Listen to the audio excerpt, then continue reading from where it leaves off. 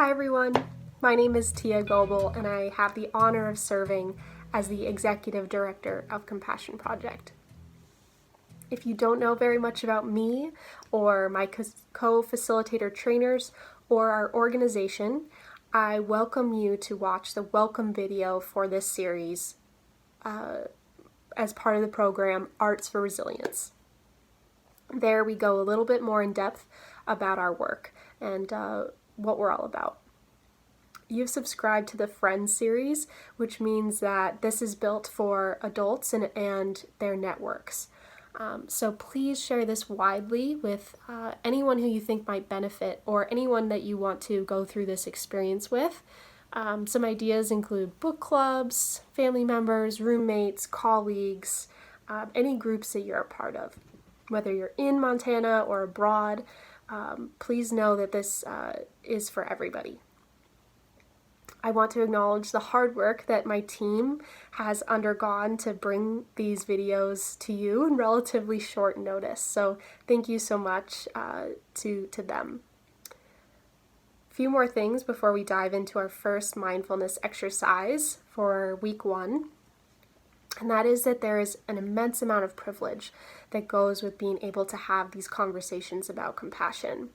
And for me, how that shows up is I am a white, middle-class, college-educated cis woman. And so I have the privilege of moving through the world with more ease and access to resources and opportunities than many other people. So I just want to acknowledge that and ask you to help us make these resources available and as inclusive as possible. A gift of any size is really, really appreciated so that we can keep this resource free and at the highest quality as possible, that we can do translation work to move it to Spanish, that we can make sure that we always have captions available, and that we can start working outside of the visual arts realm to make sure that anybody can relate to this work. We also are planning to deliver art supplies safely to those who may not have them readily available. So thank you so much for considering making a gift to our organization. We really appreciate it. The last 2 things is why meditation and a quick welcome. So why do we pair meditation with art making? And there's a lot of reasons, but I just want to list some of the research benefits of meditation. So whether this is your first time or you have a long practice, thanks for giving it a go today. So meditation has been proven to reduce stress, control anxiety, enhance self-awareness, lengthen attention span, improve the quality of sleep we can get, and decrease blood pressure. Another way of thinking about it is taking care of ourselves so we can better take care of other people and the environment around us.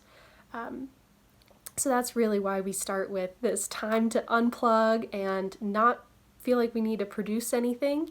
It's really just about being present and grounded and cultivating gratitude and just greater awareness of what we are experiencing. So with that, I want to welcome everyone. I want to welcome Black people and brown people and Indigenous people and mixed race people. I want to welcome our LGBTQ+ community. I want to welcome you no matter your economic status, no matter your body size or how you show up in your body. I want to welcome you no matter your education status, no matter what your family looks like or how you approach the idea of family. I want to welcome you no matter your age, or no matter your faith or faith tradition, or maybe you don't follow a faith tradition. So thank you so much for joining us. And with that, we'll dive in. I know that there are a few identities and ways to identify that I left out there, but please know that everyone is welcome. And with that, let's dive into our first mindfulness exercise on the theme collective grief and the idea of being open to change. All right, so now we are going to begin a mindfulness exercise. It'll probably be about 5 minutes. Go ahead and find a spot where you are going to feel comfortable sitting or lying down for 5 minutes. I have a little stool that I like to sit on.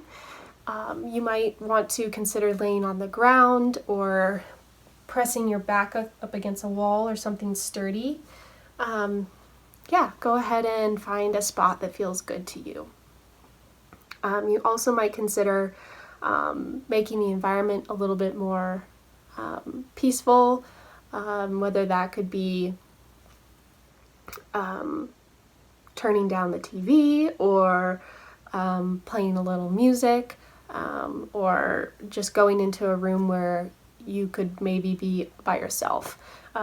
Whatever you know, play around with those ideas. So let's go ahead and find ourselves in our position and notice our posture.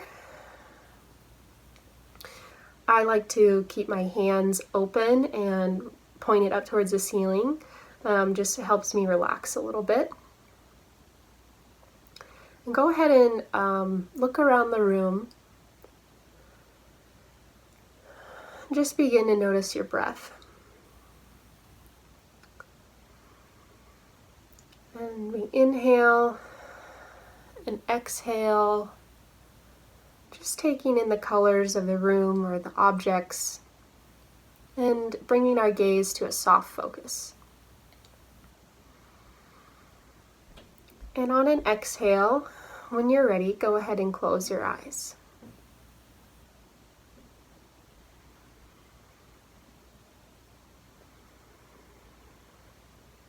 We're going to start by noticing our breath. Notice each inhale and exhale, not judging however we are breathing today in this moment, but just saying, oh, hey, there's my breath.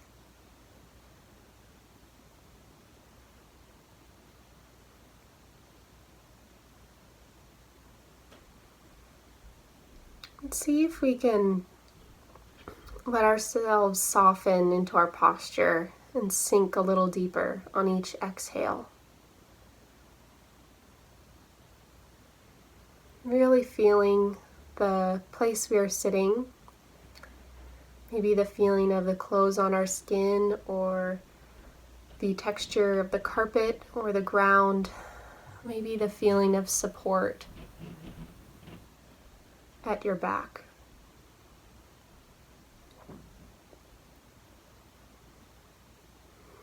And on that exhale, just sinking a little bit deeper.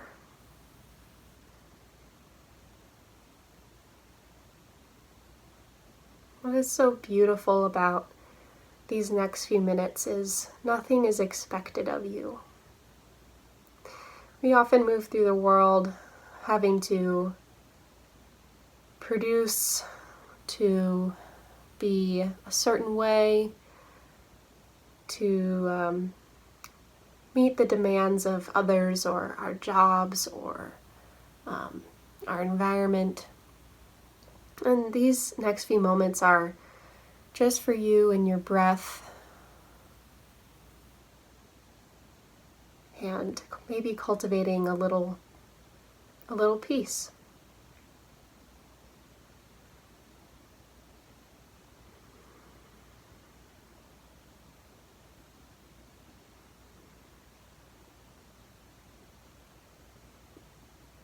So our minds are made to wander. They're made to help solve problems. And so as thoughts come and thoughts go, see if you can just acknowledge them and maybe let go maybe of the judgment surrounding that thought or that feeling.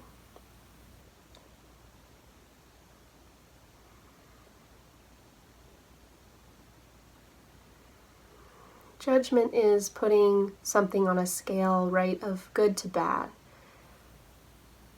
What happens if we just let that thought be? Or we let that emotion be? What we're doing is creating a little bit of spaciousness in our minds and our bodies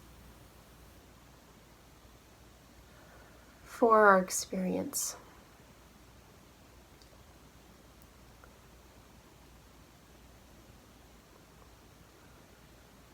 So try to stick with the breath, just noticing, maybe counting if that works for you. Maybe count to 5 and start over. And as thoughts come and go, acknowledge it. Maybe tap it with the very tip of a soft feather and come back to the breath.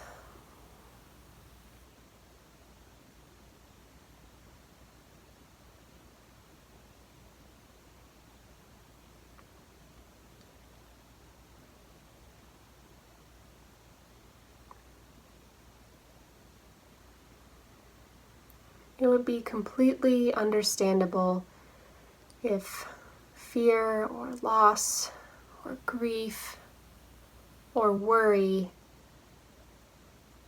are some of the things that you're thinking or feeling right now.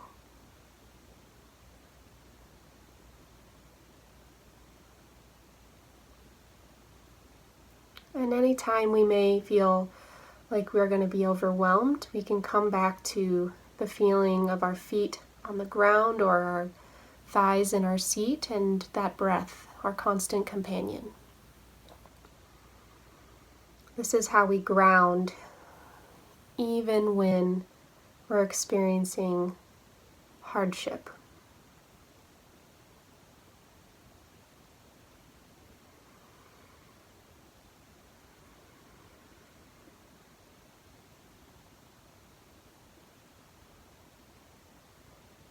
Now let's imagine ourselves standing by the side of a creek, a very shallow creek.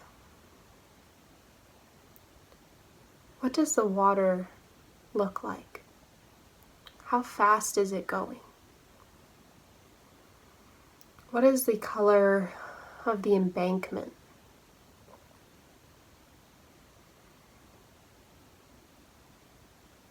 Can you hear the water as it travels down the creek?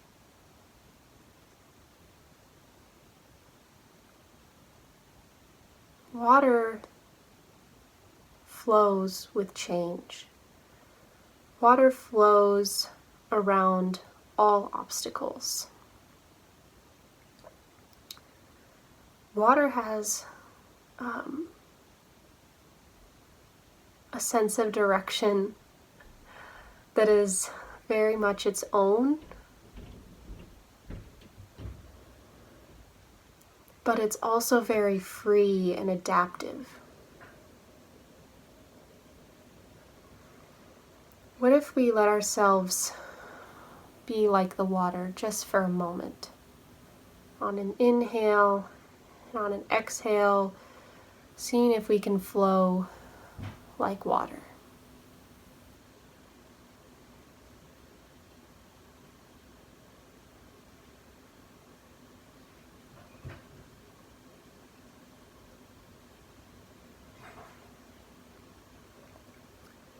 The rocks in the creek are outside of our control.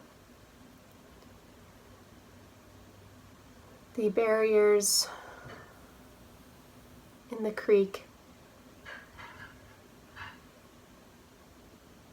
change the sound of the water, change the flow, but the water continues on. And so our breath continues on.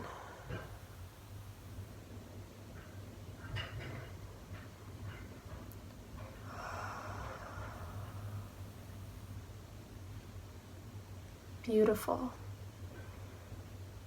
And even if we can open ourselves 2 degrees to the change that we are experiencing, we are a little bit more like water.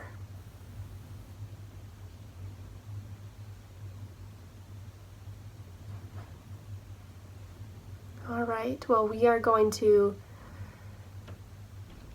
leave the creek now.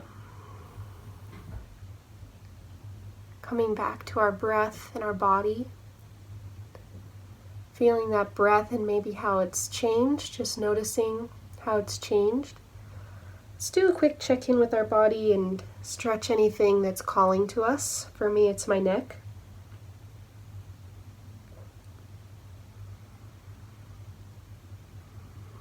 And thank ourselves for giving this a try and cultivating a little bit of self-care. When you are ready, go ahead and wiggle your hands and your toes, taking that one last stretch and opening your eyes.